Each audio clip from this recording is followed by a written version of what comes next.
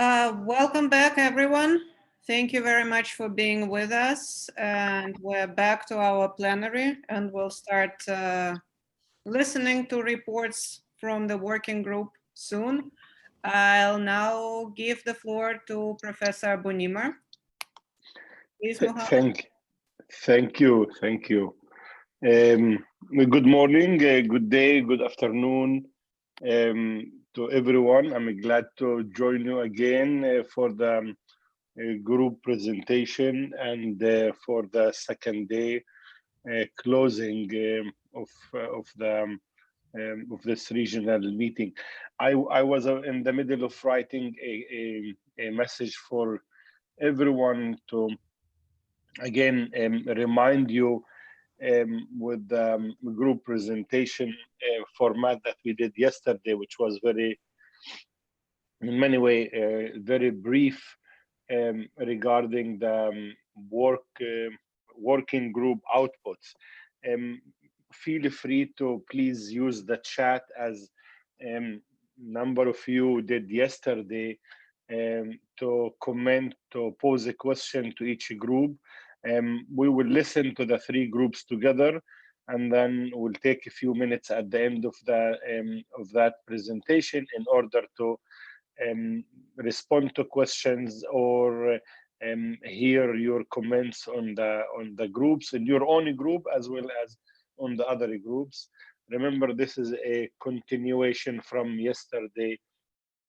Same theme but different subtopics. So please use the chat and that space in order to comment and work with it. Thank you. So we'll follow the same format. We'll start with the same group with education, people, and women and youth. I think our first group with the facilitator, I believe Amjad, if I'm not mistaken, Amjad Salim. Amjad, good to see you again, and the floor is yours. We'll give you about 8 minutes if you need, and then we will move to the next group. Thank you. Go ahead, Amjad. Thank you very much, Professor Mohammed, and thank you for all the people in my group who had a very rich discussion, and as you can appreciate, it can take longer than the hour and a half that we were given. But there were some really interesting points that were raised, building on what was discussed yesterday. One of the things that I felt perhaps we didn't really delve deeply into more was around gender, and there was a lot of focus on education. But I think that it's part and parcel of the challenges of kind of addressing some of these. I mean, we did pay attention to the fact that there is still a patriarchal way of interpreting religious texts, which also means that women are disproportionately affected. In the current COVID scenario, there's obviously a socioeconomic impact that is also affecting engagement and education and young people. So I think that, and issues around domestic violence and child marriage, and the fact that religious leaders and religious institutions are already playing a role.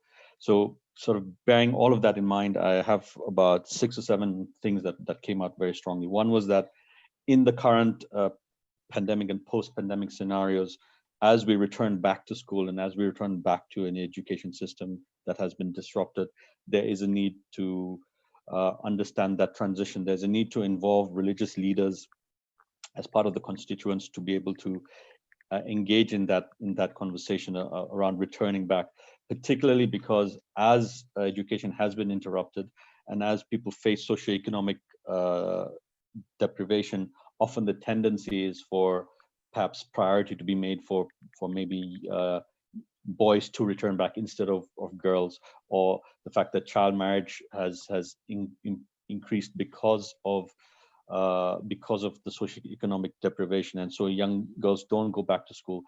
So I think that the need for religious leaders to be engaged in that conversation with policymakers in understanding what the reform of education would be, what the return to school would look like in the post-pandemic scenario is needed. So I think that was one key thing that came out. The second one, which I think also echoes what was discussed yesterday, was this idea of values education, this idea of we need to have an understanding of common values. When we develop the curriculum for students or for young people, they need to understand common values. They need to understand non-violent communication. They maybe have this concept of mindfulness being inculcated into the education system. Then there needs to be an understanding of global issues. The role of religious leaders in helping to develop that curriculum, I think, is needed. So how does the G20 create a space whereby religious leaders can work on developing this curriculum, the subjects that inculcate these common values, that help people understand global issues, so that the students come out with a better understanding of global issues, with a better understanding of common values. That was the second one. The third one was, when we talk about religious schools, whether it's madrasas or seminaries or other schools that teach religious teachers, the need to include two things. One is social sciences, so that the religious teachers understand the context in which they are teaching this to the students. So, many of these religious schools are also state sanctioned or have some relationship with the Ministry of Religious Affairs or Ministry of Education. So the curriculum that is taught at these religious schools to the religious teachers has to inculcate an aspect of social sciences, and has to also perhaps inculcate a comparative religion, so that those religious teachers also have an understanding of the other religions within the context in which they operate. So that has to be there, and that has to be part of the training that is there. And then the other side of that is that teachers who are trained as teachers, mainstream teachers, people who go for teacher training courses or whatever, they have to have an aspect of understanding multiculturalism, understanding the multicultural societies that they have. Maybe you can extend, I think it was raised yesterday, an element of religious literacy, so that they understand the communities that they work, particularly many multicultural societies within Asia, where you have teachers coming from different ethnicities or religions, so that they can understand the training that is done. So that institutionalization of the training in the curriculum, that's there. One thing that was also brought up, I think, is this idea between G20 countries around partnering and exchanging of different perspectives. So this idea perhaps that youth, students, volunteers, women, religious leaders across the G20 countries can partner to exchange the different perspectives and ideas. So is there a channel or a pathway that can be developed by G20 nations to allow this exchange of ideas, this exchange of perspectives, and then by extension of that, between the G20 countries, but also within the G20 countries, the strengthening of the ideas for volunteering. The fact that young people, they're taught about some issues, some social issues, and they're given the opportunity to volunteer in their local communities. We already have in many countries, and on this call, we have people from the Scouts, we have people from the Red Cross, Red Crescent, we have a number of other institutions that are there that encourage volunteering. So how do we ensure the promotion of volunteering? Again, this could be brought in through a school curriculum as well. So the idea that young people have to volunteer to understand that. And I'm just sorry to interrupt. Yeah. That's your fifth point, right? The volunteering is separate from the exchange, right? No, that's my sixth point. So volunteering is an extension of the exchange. So okay. Yeah, and I think those are the key things that I felt that were raised as part of the conversations that came up with regards our group. I would invite my colleagues in the chat to add stuff if I've forgotten, but I think these were some of the key things that that came out that perhaps we needed to look at. And this one final point was this idea that was raised around the need for legal frameworks, and we didn't really unpack this fully, but the need for legal frameworks to support some of these things. So when you talk about education training, the legal framework that supports this, the legal framework for hate speech, I think, so the policymakers are also embedded in that process. So let me stop there, Professor Mohammed, and hand it back to you. Thank you, Amjad, for the succinct presentation with those 6 possible framings of recommendation regarding them. As you mentioned, I mean, clearly there are at least two points that were overlapping with the group from yesterday regarding the religious education and also the value education. I think they called it the ethics education, ethical education. Thank you. As Amjad says, please, we are inviting all the group members to add in the chat or even via direct intervention any addition or any point that was missing. Thank you. Let's move to thank you, Amjad, again. Let's move to the next group, which is with Dr. Tats on governance and peace. Tats, the floor is yours. Please go ahead. Hello, everyone. So I had a pleasure of facilitating the discussion with the group that focused particularly on the rule of law, rights, and religion. Our deep conversation inspired us to focus, just as a previous group, on safe space for education, safe space for education as a larger frame. And I have some framing points, then I have some specific substantive points coming out of the discussion under safe space for education. What we realized through the discussion is that although our topic is the rule of law, rights, and religion, in terms of a unique contribution from a religious leadership and communities, it is important to enable a G20 policymakers to create a space to think of and approach the rule of law, rights inclusively and compassionately. And that's the framing we came up with. And when we say safe space, we are talking about not only a physical space, but also social space, meaning that religious, relational space for dialogue. And finally, we are also paying attention to online space. So safe space as a notion is an inclusive, multifaceted idea. And just to elaborate a little bit, we thought a safe space for education does emphasize the religious tradition and strength in having inspiration, seeking higher consciousness, and in a dialogical space, and focus on education, not only in the institutionalized sense of the formal education, but also non-formal education.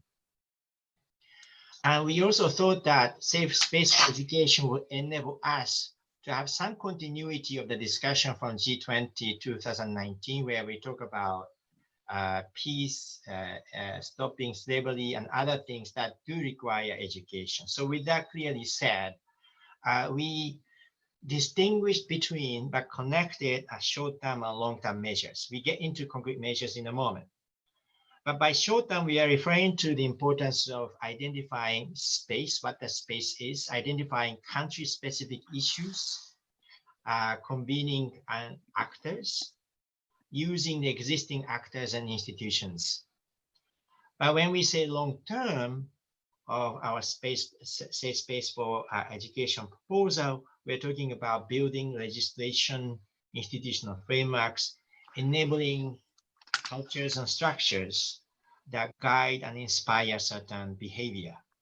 Now to the specifics of what kind of activities can fit into a safe space for education. Number one is the importance of religious education, as Anja in fact mentioned.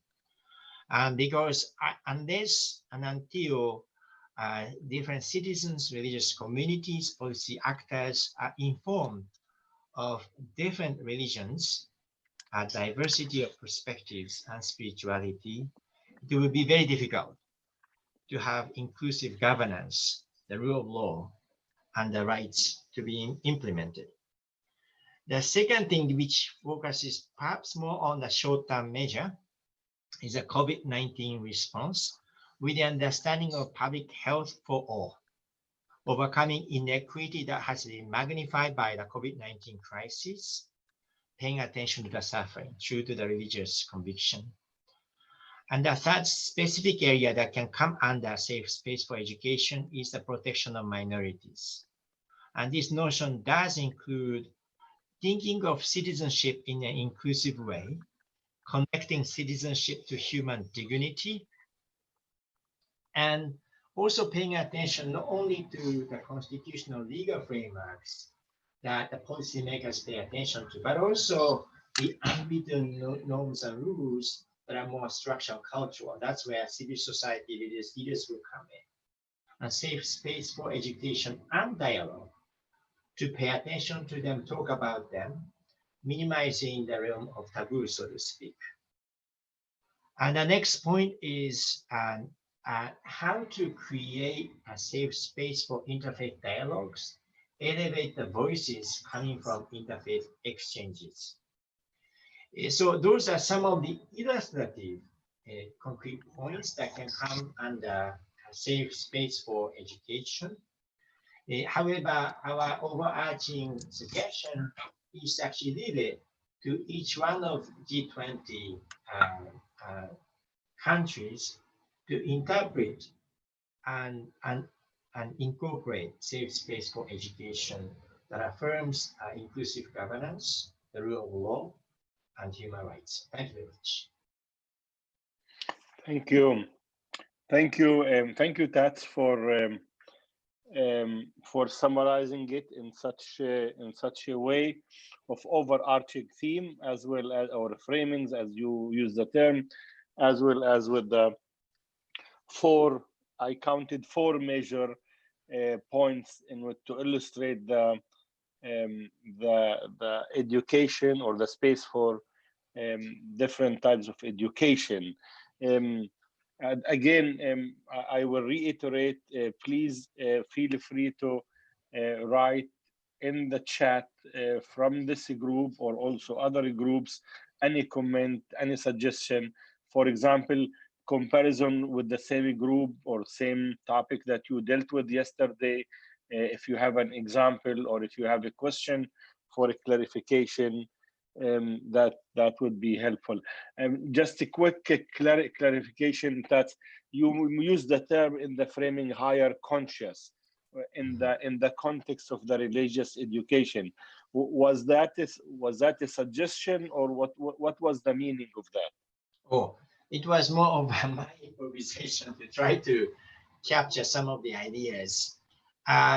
There was no particular collective recommendation coming from that group. I simply wanted to say, to make our recommendation on safe space for education religiously, spiritually inspired proposal, I refer to consciousness as a key hallmark of education and educational content. So that's the extent. So please don't elevate that to a higher level.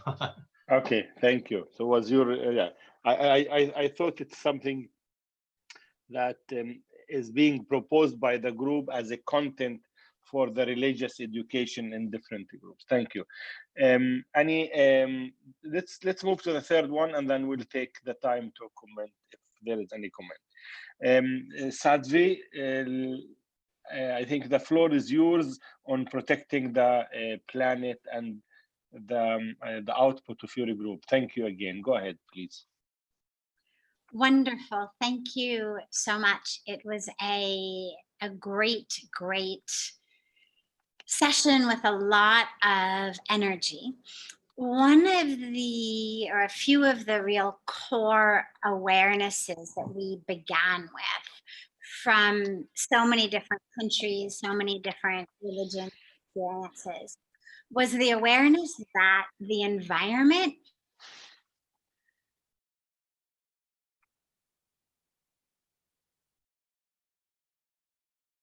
Sadvi, did we lose you?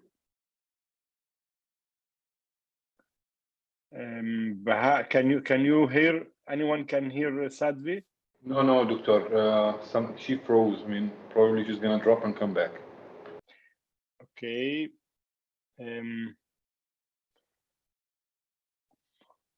Just as a warning for the 30 group members, if anyone has, or if you all collectively have any way to come in, feel free now.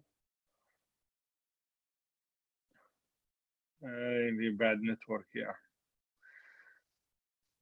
Anyone from the group of Sadvi Protecting the Planet have maybe 1 point or 2 or 3 to come in to summarize the discussion for us, to have an idea of about the outputs? Feel free to come in.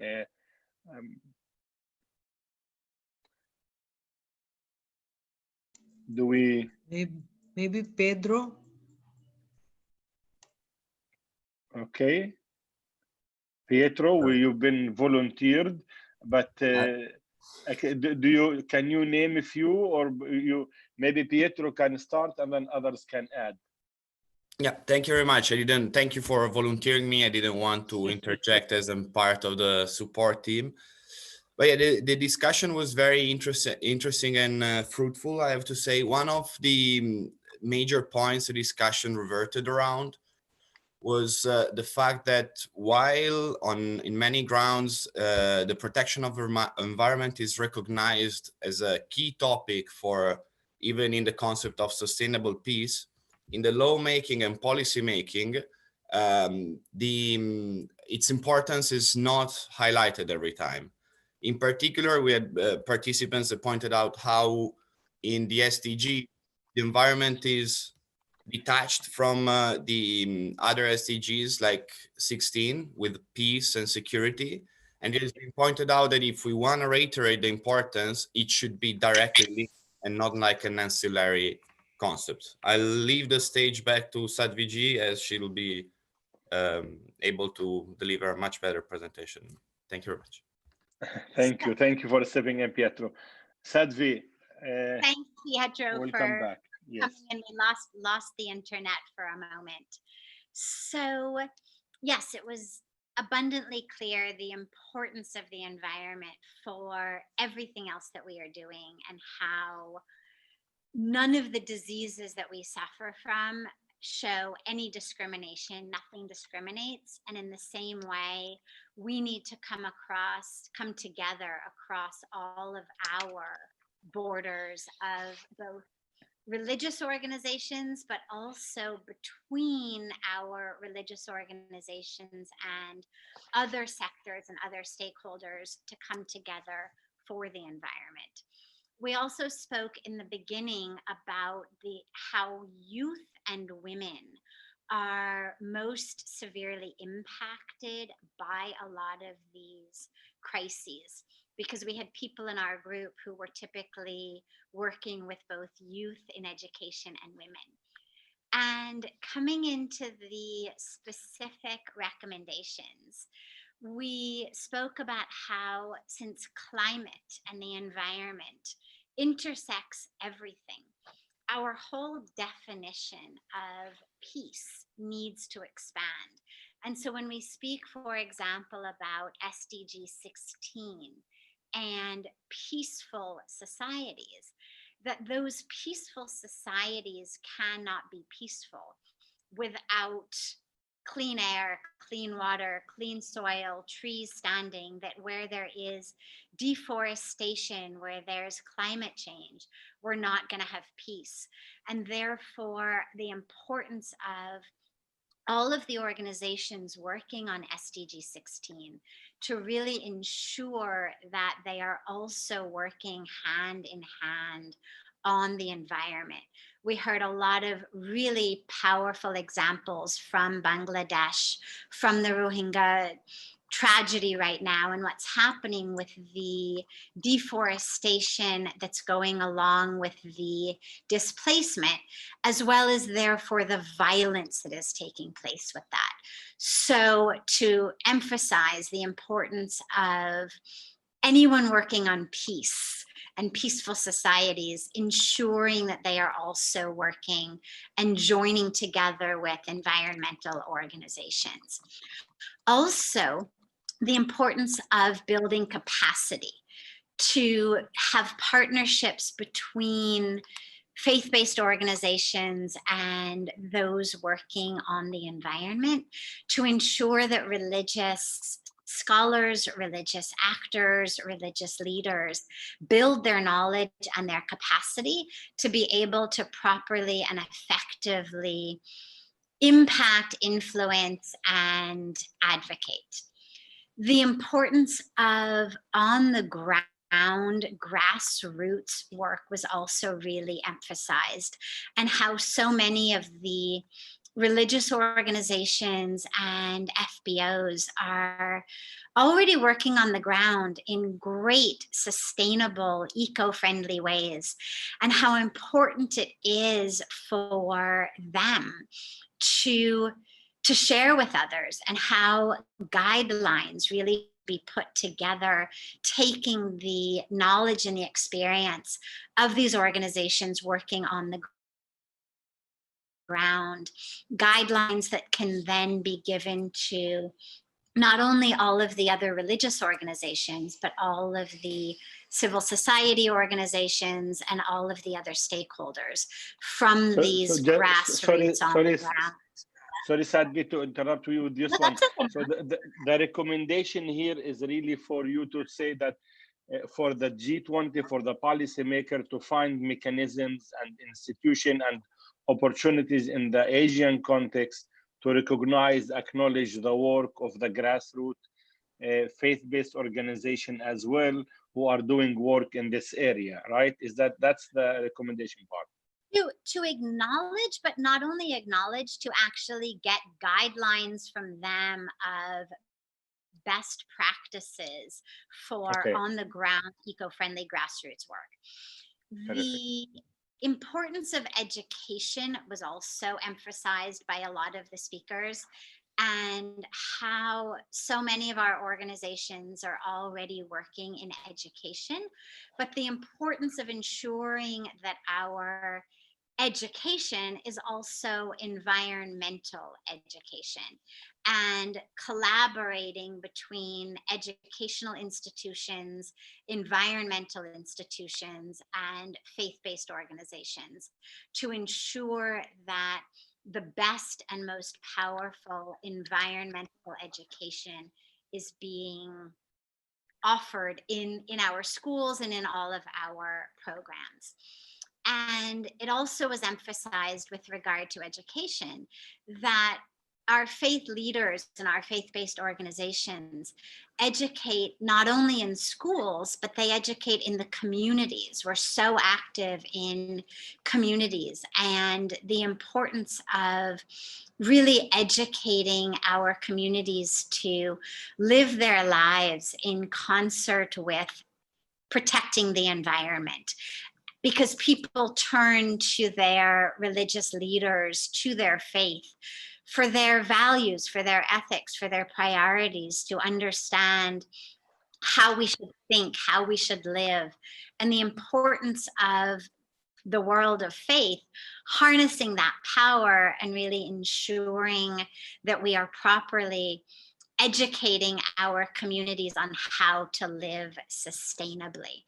And especially that we are partnering the faith leaders together with other grassroots organizations, with youth-based organizations, and especially with all of the sectors who are frequently left behind, to really make sure that our community advocacy and community education reaches all of the groups, and that there is no one left behind in that.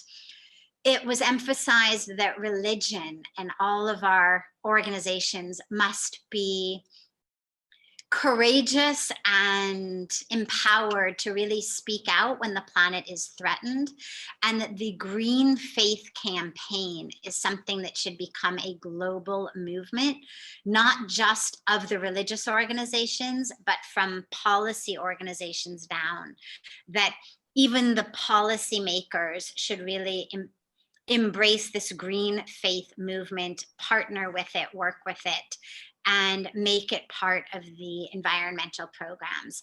That the concept of theology isn't enough, but it really needs to be joined with action.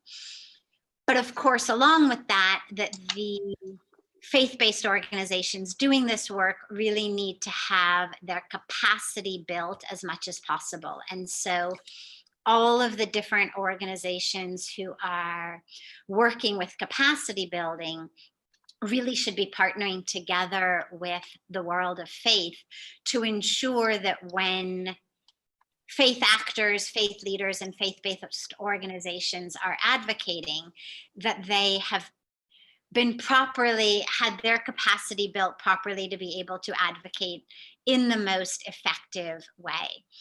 And with regard to partnerships between religious organizations and governments and companies, that the religious organizations need to do proper due diligence and not be partnering with governments and with organizations who are harming our environment, but actually using our power of advocacy to change the way that our governments are working, to change the way that business is working, and to combat environmental destruction.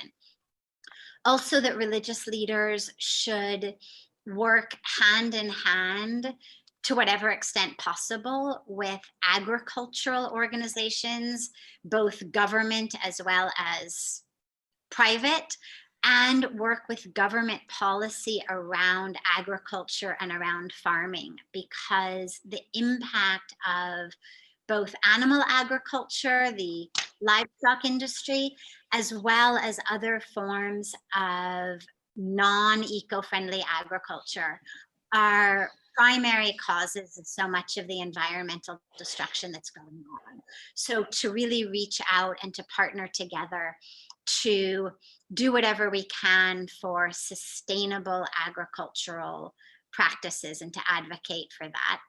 And lastly, in the major concepts, is to ensure that we connect and partner with the government, that the government really has the power, of course, over our land, over our rivers, over our streams, over our air. And if we want to have a wider impact, we must partner with the government.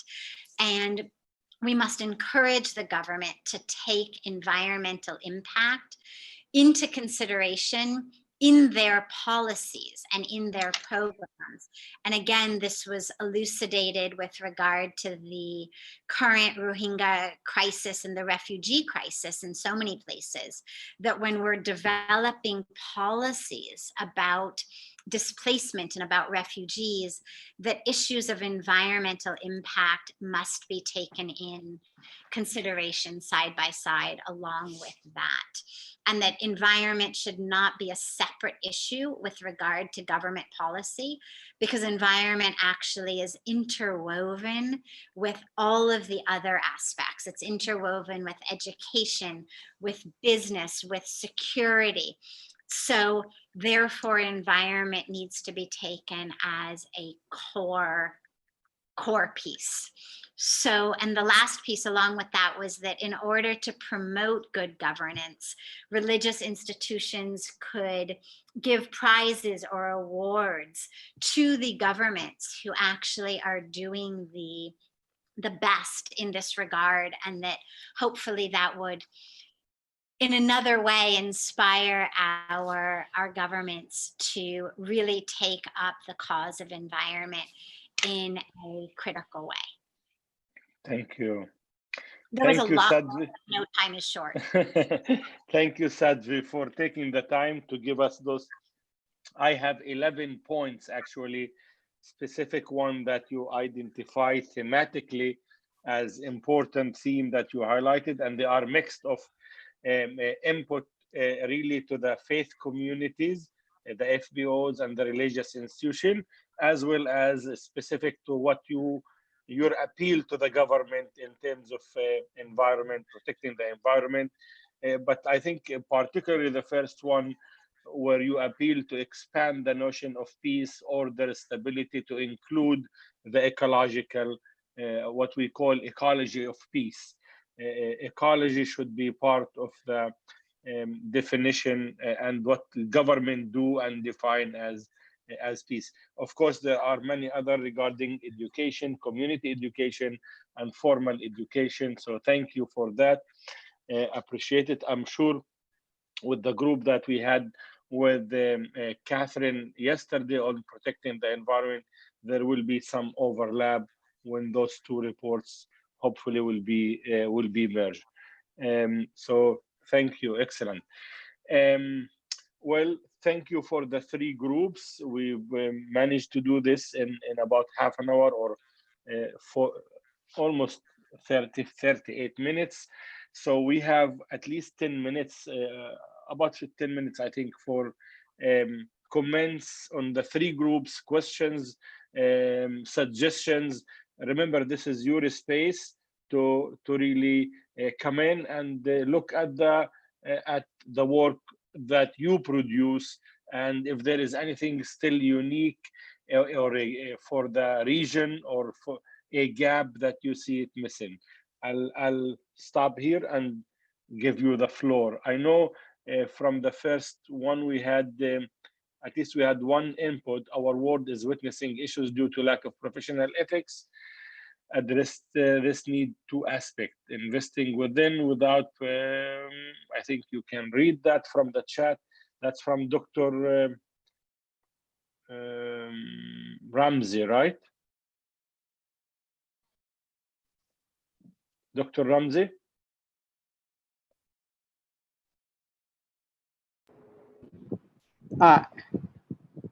Yes, hello? Yeah, yes. Was there a specific recommendation here that you wanted, or something you wanted to point out? Yeah, I have pointed out here that religion should help the student to find out the objective of life, because when we are teaching, we found that the students have less idea about their future life. So the religious leaders can help the student to find out their proper objective of life, particularly beyond the material developments, but also they can enhance with the social aspects, such as love and compassion and other aspects. So this is one point I have to emphasize from this write-up. And also, when we are talking about the religious ethics, this is again the issue with the professional ethics, because now the world witness about the problem with the professional ethics. So the professional ethics also can enhance with the religious principles and religious values. Already it is some suggestion has been submitted here, but still I want to elaborate with the role models, finding the role models within the religion and the other religions. So this can be easy for the students to learn about the comparative aspect of religion. So these two points I have to point out. Thank you. Thank you. Thank you, Dr. Ramsey, for the addition. I guess that's also both applied to the environment as well as also the other. Ras Tutin, right? Do you want to add your point Go ahead. Sure. I just wanted to further add on the aspect of the involvement of youth and with spiritual development and the experiencing the opportunities of their spirituality and linking that with interreligious and interfaith groups, because we as a World Scouting movement have been undertaking a lot of work in this area. And I think that with our linkages that we've had not only with the interfaith and the interreligious opportunities through world organizations, including KAISID, but we as a movement have also included opportunities of work in environment and refugees and natural disasters and things like that. So I think one thing I'd like to emphasize is that the power of a youth movement such as the World Organization of the Scout Movement, having that linkages with interfaith and interreligious groups around Asia and even around the world, such as representatives on this call, can provide an opportunity to link a group of people, which includes having spirituality and spiritual development as one of our core educational aspects, and our linkages to other areas of local and grassroots community development, and also youth and educational opportunities at a local level, but also at a wider level as well. It is something that we as Scouts around the world do value, and it's something that we hope that can provide that opportunity for those linkages, and also help see if we can enhance that through relationships with not only through your organizations, but also through government organizations as well. Thank you, Ras. And I think that's a good point to bear in mind, also for the group from yesterday who dealt with youth and women voices in the first category. So thank you. Any other addition? Mohammed, can I come in? Yes. Okay. That's before you go on. I also really invite Samia, invite Catherine, invite the facilitator from yesterday if they have any other comment or linkages to make based on the discussion under the same theme or other theme.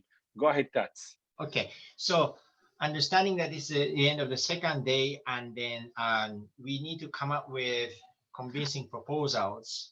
One procedural question that I want to share with all the participants is to first recognize that if we take stock of the 6 presentations we have had, we have very meaningful overlaps. For example, emphasis on education, etc.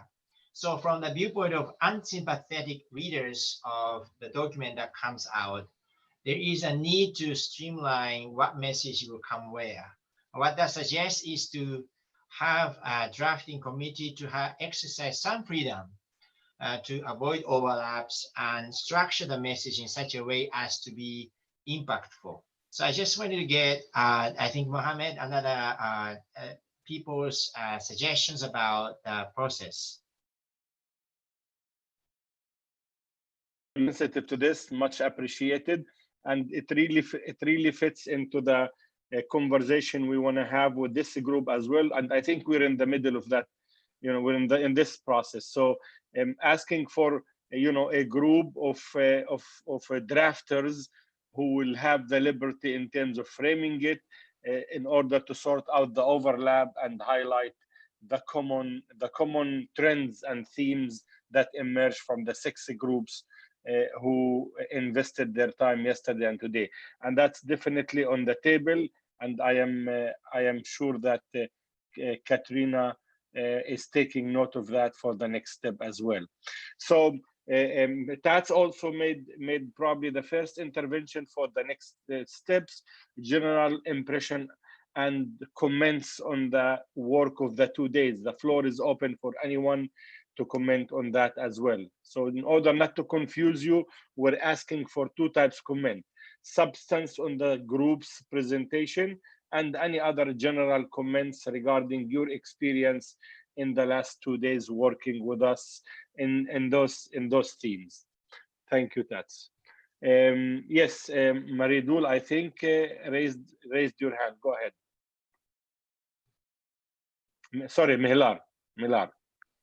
in our group discussion with Dr. Amjad Salim, I have mentioned that molding youth and students as peace ambassadors, it has been observed in many cases temporary ad hoc peace education programs.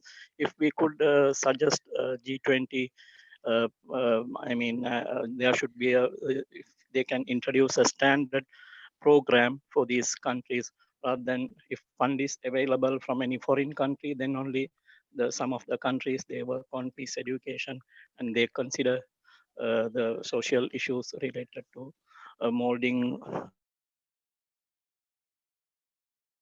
Okay. youth and students as peace ambassadors. Thank you very much. And that, Milar, that's within the context of education, right? To incorporate more those values. Thank you. Any other comments?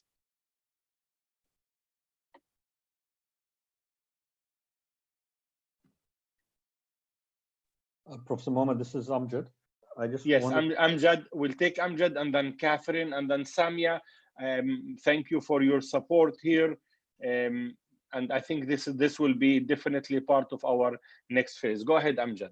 Yeah, just one thing I know that Miridul raised yesterday, and I think we discussed it briefly, but I think it's important, and it's been discussed in other sections, is there are existing resolutions from the UN, the SDGs that are there that, obviously a number of G20 countries have either signed up to or are aware of. And I think it's important just to link that with the platform for religious leaders also to be part of that, right? So it's not about taking it from scratch, but sort of saying that there are existing commitments that have been made, that this is part of the process. I think that we just need to include religious leaders in those discussions of how to live up to those resolutions or meet the goals.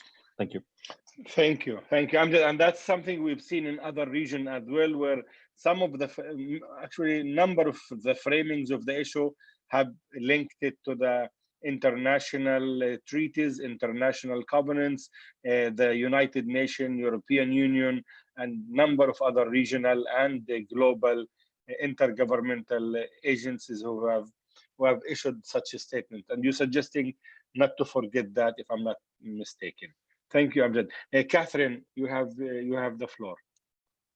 In listening to all of the presentations and the many overlapping issues, I think one of the challenges as recommendations are framed is to keep in mind the fundamental long-term issues about values, citizenship, voices at the table, etc., but also the urgencies of the moment, immediate, which are immediate, which of course will be the issues that are on the minds of the G20 leaders and the Sherpas who are advising them. And that means essentially framing them in terms of both the COVID crisis itself, for example, with many, many examples here coming out of the education challenges where religious actors are involved, but health is also a major issue. Some of the peace processes, what's happening to them, some of the discrimination issues, etc. And to have find a way to link those to these fundamental issues. Second quick comment is, if you want to find an overall theme, I think, in this religious networks of networks, all of this, the theme of the inequalities seems to be the most stark issue. And of course, there are many comments that are pointing out the degree to which the COVID pandemic has stripped away any masks that were present in thinking about the gross inequalities in the world. But the way they translate into practice, the way they will translate into the rescue packages, I think is an area for us to keep a very sharp eye on. Thank you, Catherine, for those overarching remarks. Thank you, especially on the inequality as a common theme that cut through many of the interventions.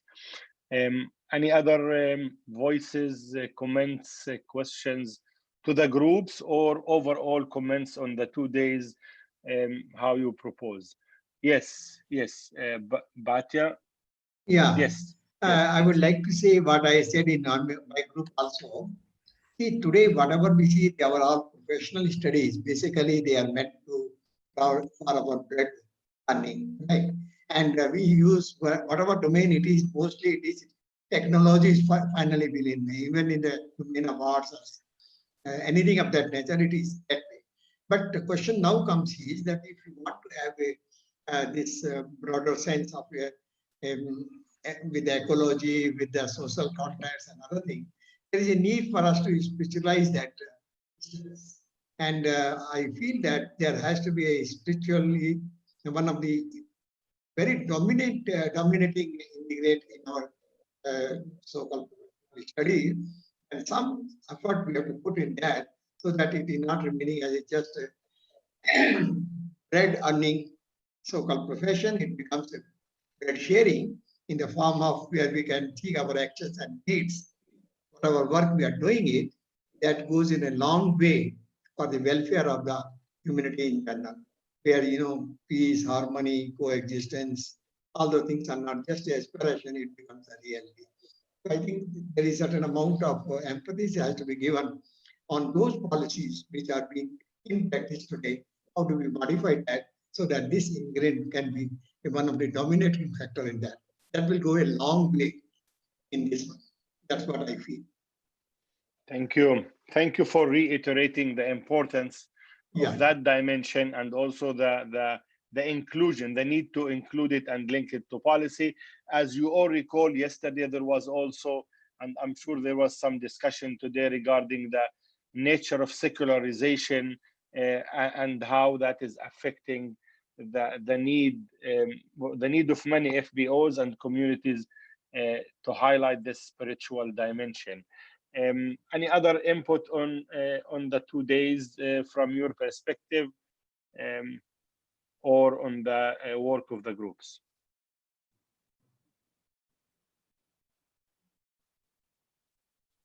Samia, you were also a facilitator. Did you see any overlap or anything you wanted to highlight? I know you agreed with our other group. No, I think there are several overlaps, and I think education I found seems to come up in all the groups. Of course, with the two groups on gender and education, there are several overlaps. I think Professor Mohammed, you highlighted two, but I think I identified two more. So I think my concern at this point is I think everything that's been said is very valuable and very relevant, and it comes from with both an academic as well as a grassroots perspective. So how do we now package this in meaningful ways, right? I think Catherine's comments were useful, but if we could, and as you said, that's for next stages, for the next steps, if we can kind of, brainstorm over, how, where, I just don't want to be repetitive, right? So for the gender work and the education work, there are going to be two policy briefs, I'm assuming. I'd like some clear guidelines in terms of how we think those things through. Thank you. Thank you. Thank you. And maybe this is the time for, at least for us to articulate in discussion with Katrina before the work. She also agreed on the direction. And Katrina, please correct me if I'm making an assumption here, but as we talked about, we would like to have the products, the outputs from each facilitator, and then Katrina and the team from the organizers will collect that and work with the facilitators in one group in order to formulate their both the output of the group as well as the specific recommendation. Remember, every recommendation will have, or every group will have a general framing. So taking Tats, for example, today's group, he started with general framings, which usually identify the problems or the needs, and then it follows with certain specific recommendations. The main challenge for those will be in the next phase is really to get away from the general abstract type of recommendation and write it in a way that's more specific and more concrete and appealing to the policy makers, G20 and beyond, in the sense of what do we want from the religious education? Do we want to revise revise, adjust the curriculum of interreligious education and make it an integral part of the general formal education? Those the type of specific requests, specific demands, specific recommendation you want to make. So I am saying the next step is we will work with each group, and then hopefully there will be also I think will be a meeting for the facilitators and the outputs. And I am hoping that as we did in other groups, the documents that will be produced can be shared back with the specific groups who took part in it. They can add, they can adjust before the final briefing comes out. And the briefings don't have to be from 6 different titles. They could be framed under the 3 major themes that we've had: education, I think women and youth, protecting the environment, and governance and peace. Those were the overarching. Underneath them, there were subtopics. So that's the way where we can incorporate the input from everyone and also feedback to you as 40 some participants to feedback the outcome. And this all need to happen before the middle of September. By middle of September is really our deadline to receive from this region so we can feed it into another region. And maybe here is one last point in the next steps, what we're thinking. Remember, there are 5 other regions who are doing similar or overlapping work. So we are going to have to merge and look for the overlap with others. And we have we will have hopefully drafting committee for the G20 Interfaith for this year that will take the input from everyone. That's what I can say about the next steps. Katrina, do you have any other addition?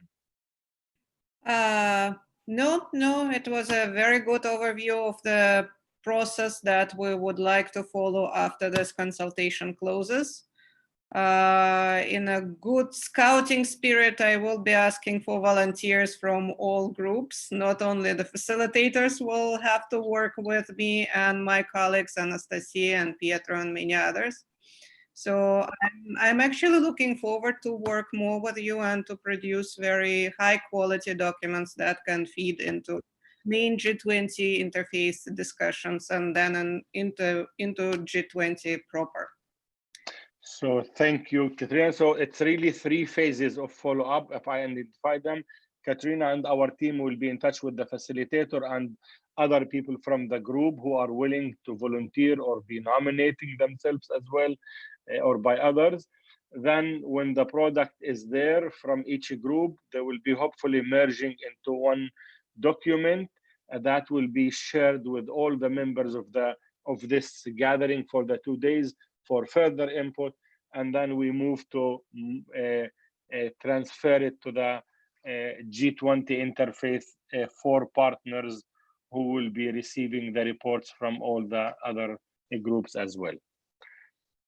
So thank you, Katrina. I hope this answered the next steps as well, but we are definitely looking for the 6th facilitator plus other participants who are willing, and we will call upon some of you based on the volunteer and energy that you want to put.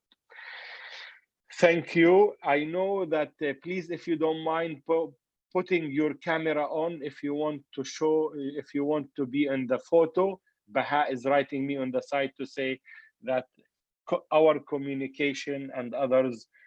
Our communication also will take some photos, and I'm sure others want. So if you want your photo, fix your hair, fix your t-shirt, and give us your best smile. So you are also on the documentation. You can continue to do this, and I'm sure Baha and our communication is taking those photos. Yes, we Thank you. Photos. Thank you. And this is thank you, Baha. Thank you. This is an opportunity also to welcome with us our partner, Dr. Cole Durham, who is with Catherine as well, the directors of the Interfaith Association, and Dr. Cole is a law professor in Birmingham University, and he's also well known for his work on interfaith and interfaith dialogue within the human rights, and also from the legal perspective, a colleague and a friend that we've worked together for the last 4 or 5 years on the G20 interfaith, and among the leading figures in this area. Dr. Cole and myself will do a brief closing remark for those 2 days, appreciating your input. Dr. Cole, the floor is yours, and let us hear you. All right. Well, thank you. As president of the G20 Interfaith Forum Association, let me begin by expressing thanks to all who have made possible this Asian regional consultation. This year's regional consultations have reached a wider audience and have benefited from inputs from a more diverse group of religious leaders and policy experts than ever before. This has been made possible by the hard work of our key partners this year, CAICID, as all of you have seen, which has been particularly instrumental in this regional event, the UN Alliance of Civilizations, the National Committee for Interfaith and Intercultural Dialogue in the Kingdom of Saudi Arabia, as well, of course, as our own organization, the G20 Interfaith Forum Association. Also deserving special thanks are the speakers, facilitators, and all of you who have taken the time to participate. We look forward to take advantage of all the ideas and insights that have been presented here. And I share the belief with Faizan bin Muammar, the Secretary General of CAICID, that this is one of the most important aspects of work in the world of interfaith. So thank you very much for your participation. We will be consolidating comments as has been described in the coming days. If you have particular concrete ideas that you believe should be considered as we frame our recommendations for the G20 summit, please send them in writing. I understand that they can be sent to Myanmar@kaisid.org, and there may be other contact points that have been announced during the meeting. The comments can also be sent directly through secretariat@g20interfaith.org, and they will be welcomed. Because of the time difference between my home and Asia, I have not been able to participate in all the sessions, but I've spent a great deal of time working in this part of the world, and am very conscious that we are moving into what many experts expect to be the Asian century.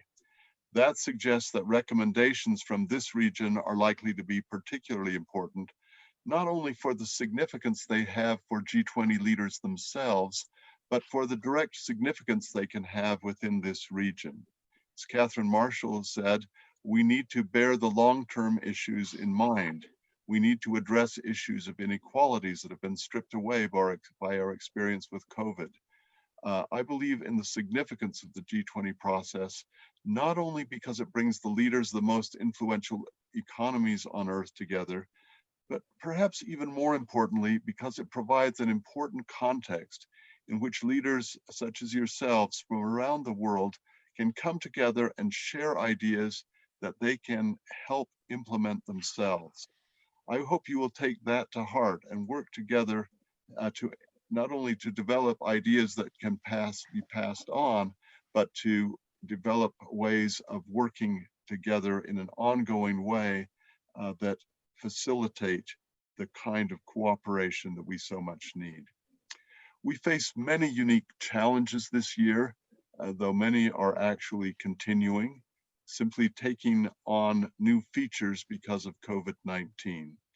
It's clear, however, that COVID-19 has made pre-existing problems more acute and also has become the filter through which many of our other problems are seen. While Asia has a reasonably strong record in combating the virus, problems are clearly emerging or re-emerging.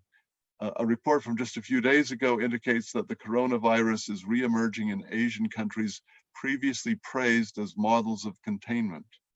Vietnam, Hong Kong, Australia, and Japan have all seen the virus spread faster than ever this past month. I won't repeat the numbers, they change every day, as you know, but the bad news is that the pandemic continues. I think we have to congratulate this region for the skill that they've brought to addressing things, but we are all facing this challenge together. Early this year, I was in South Korea when some of the first COVID-19 cases were announced there. A month later, I left Hyderabad, India, by coincidence on the day the first COVID-19 case was diagnosed there. While I clearly missed COVID-19 myself in both contexts, the proximity has led me to take special interest in those cases. Take South Korea first. South Korea was one of the first countries to report cases, but has been remarkably effective at containment. The country has had a total of only 14,456 cases, one for each 3,500 persons in the country, and only 302 deaths, one in 170,000 for the country. Some of the early cases came from a small group, the Sincheonji Church. I now receive almost daily letters from that church or its sympathizers claiming that government officials in South Korea blame this church for starting the global pandemic. The church is allegedly being held to stricter rules on gathering than other churches. More generally, the group is being stigmatized and scapegoated. Now, I don't know the full details, but this type of situation is recurring around the world, and that's what I want to remind us of.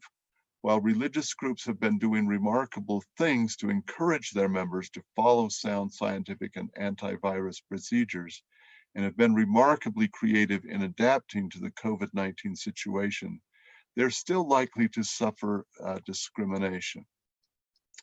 And we need to pay attention to that issue. India has now had almost 2 million cases.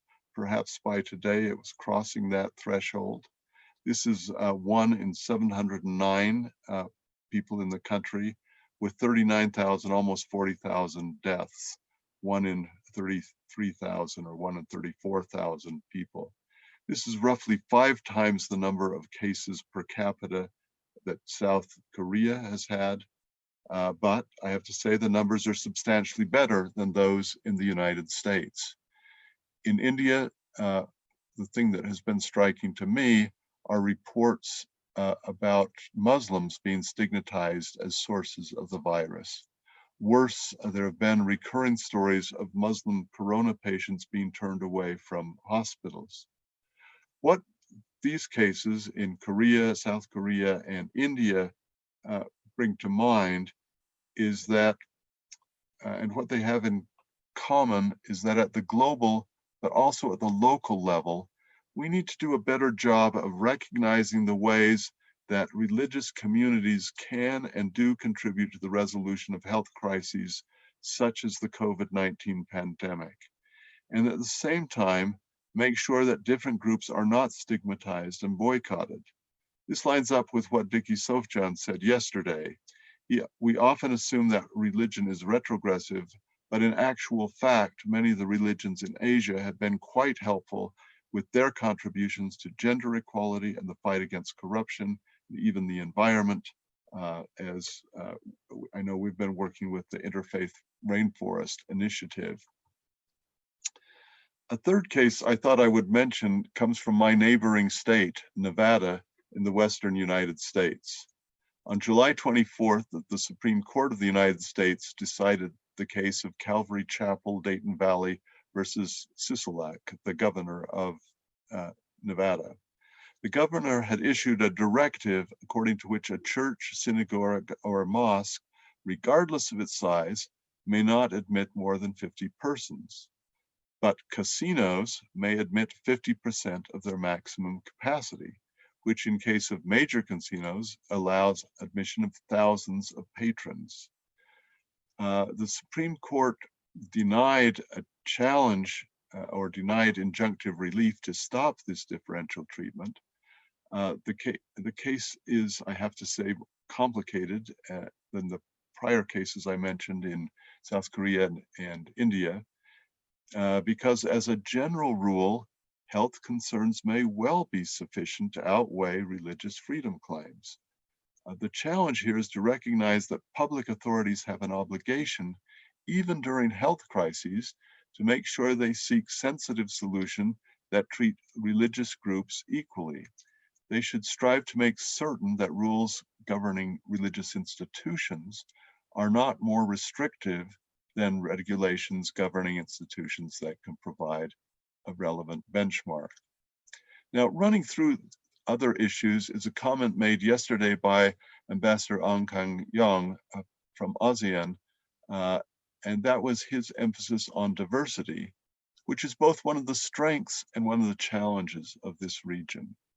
Data from the Pew Forum on Religion and Public Life suggests that the Asia-Pacific region lags behind only the Middle East and North Africa region in terms of government restrictions on and social hostilities related to religion.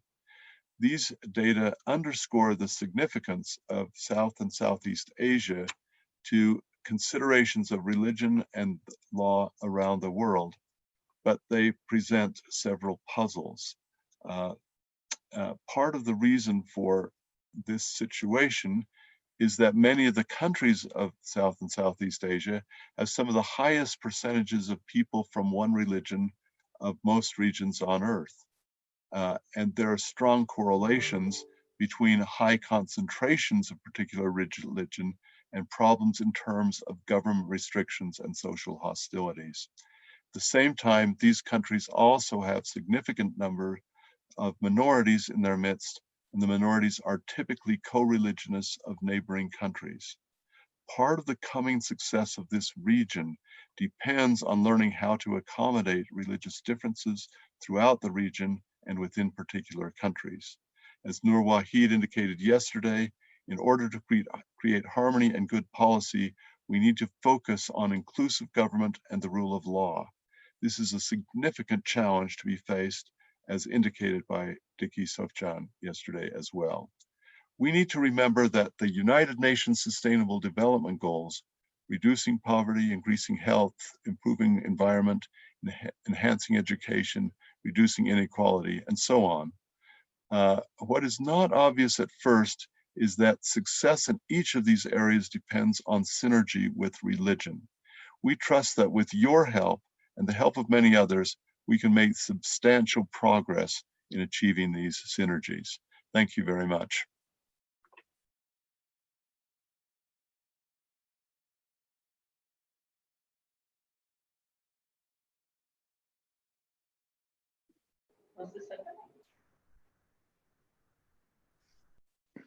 Thank you for, I was talking with a muted mic as usual. Thank you, Dr. Cole, for your remarks, as well as for your examples from the US, as well the diverse example, also from the region. I will not take 10 minutes. I try to finish before that. I would just want to maybe even not talk about the region as much, because I think again, I think the input was given is rich enough, and no, will not comment on that as much. I wanted to make the link in my 5 points today, the link with the general topics that we're dealing with. And just to leave you with a few thoughts about this. One is that this is very important conversation because finally in the history of faith-based and religion and policy, we finally, the voices of the FBOs and the religious leaders are being considered and louder. At least our voice in this area is louder, becoming louder, and we are really pushing with our elbows to find the space within the policy circles to say we are relevant and you have to listen to us. And I think this come through very clearly here as well. And there is no, again, it's the beginning of the road of finding that voice, the global voice as well. And as been said by Ambassador Ong yesterday, with the ASEAN is a good example for the last maybe 20 years or so, where interfaith is not much on the agenda, but it is growing. So ASEAN now in that specific region is interested and open and have created a number of initiatives in that direction. And I think there is some interest in the policy formal and in the formal policy for inclusion.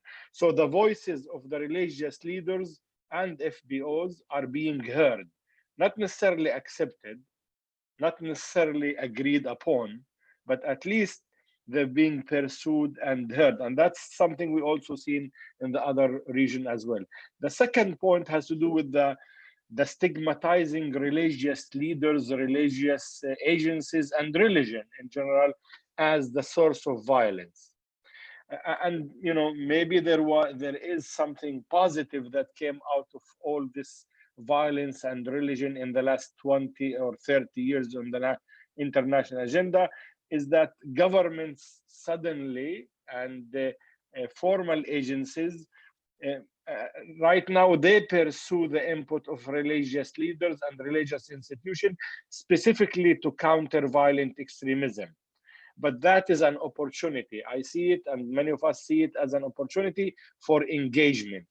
And once the government official try to get the help of the religious leader in curbing violent extremism, it's an opportunity for that half door open to come in and speak about this. And this is, I think, particularly important in the South Asia countries where the issue of violent extremism exist and on the national agenda of number of regional as well as national governments.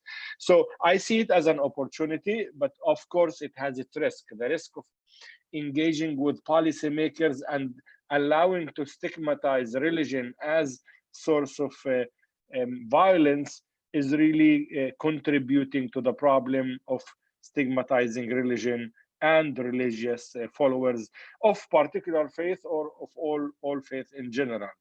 And that's in the intersection between secularization and religious identity.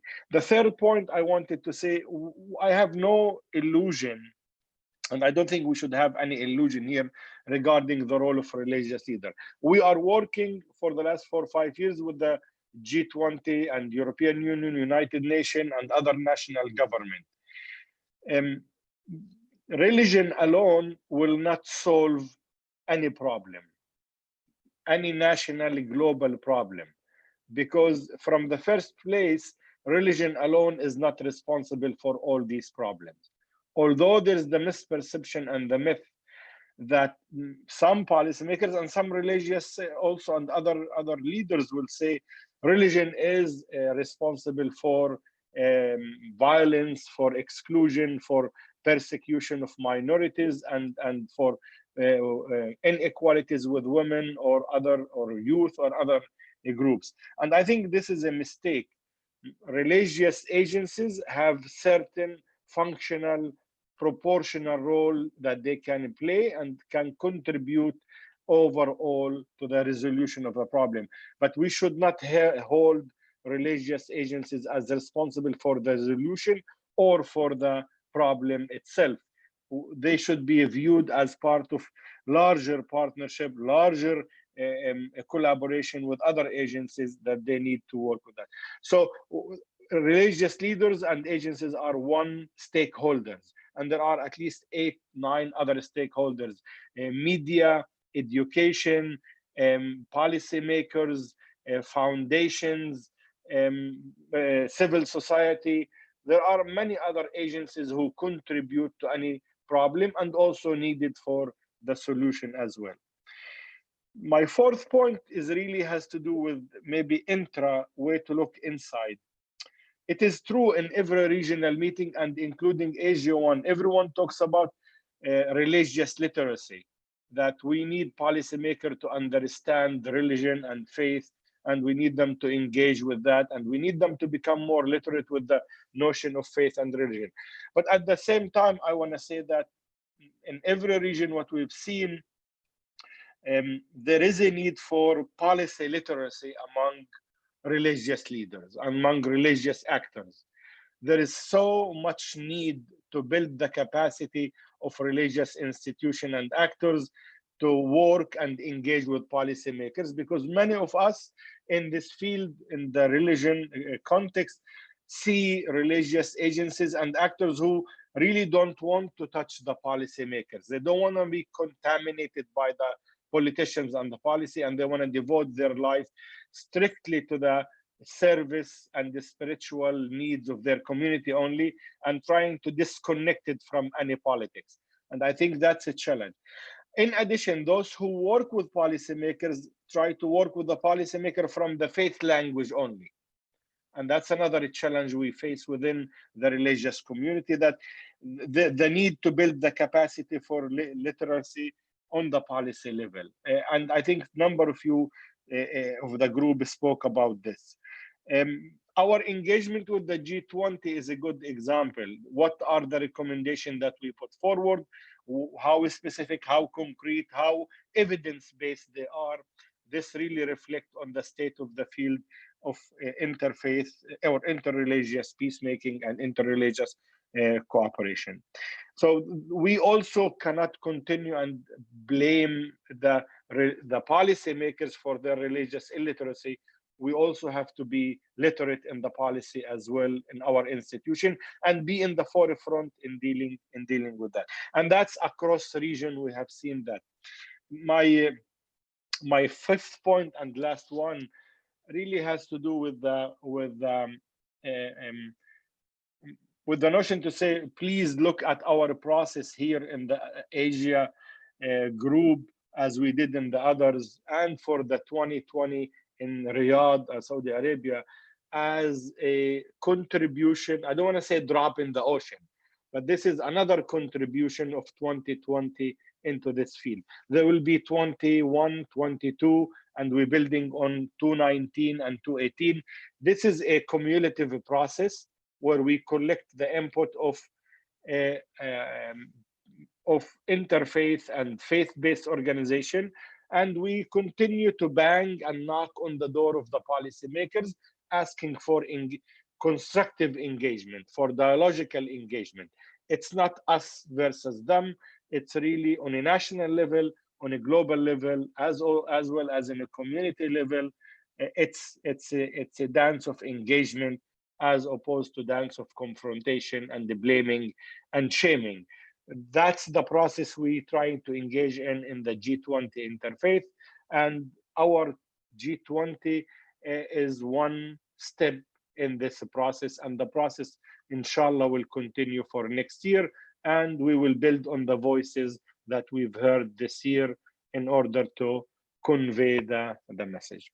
So thank you all for participating, and I wanna on behalf of CAICID, thank as well all our partners, Interfaith Association, Catherine and Dr. Cole, for the contribution in the planning for this.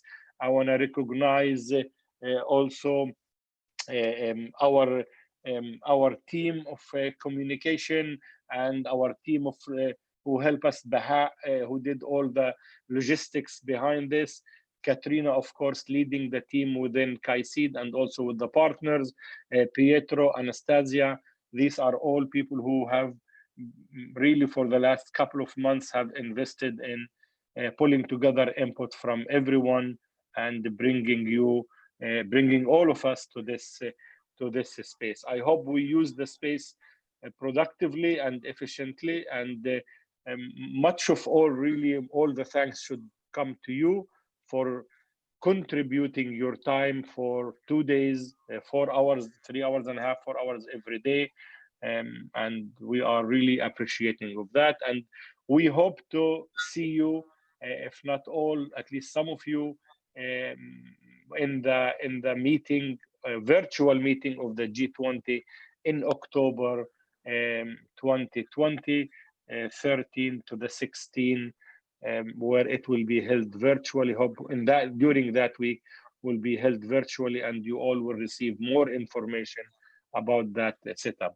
So thank you, and I hope that you enjoyed the meeting and you had also built some relationship in this virtual world. I wish you the best and the health, and please keep the social distance and the masks and whatever precaution to protect yourself.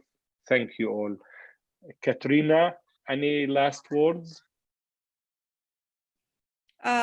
Well, thank you very much, everyone. It's been a pleasure to work with all of you. With many of you, I started working a couple of months ago. Many of you I met just a couple of days ago, but nevertheless, those discussions were invigorating, very, very fruitful.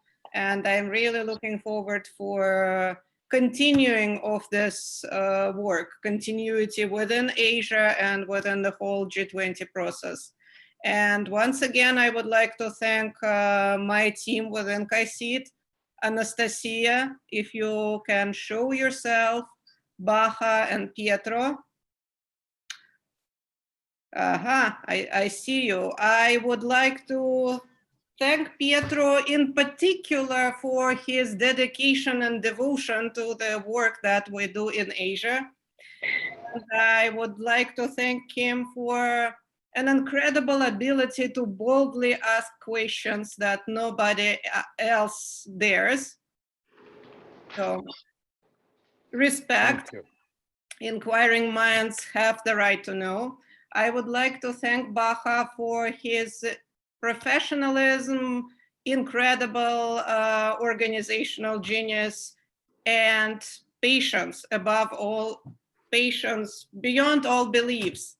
And for Anastasia, thank you so much for everything, for every day of my work with you, but mostly for your ingenuity, for constant striving to find better ways to do events and to work on absolutely any task that we have together, and for very, very positive attitude always.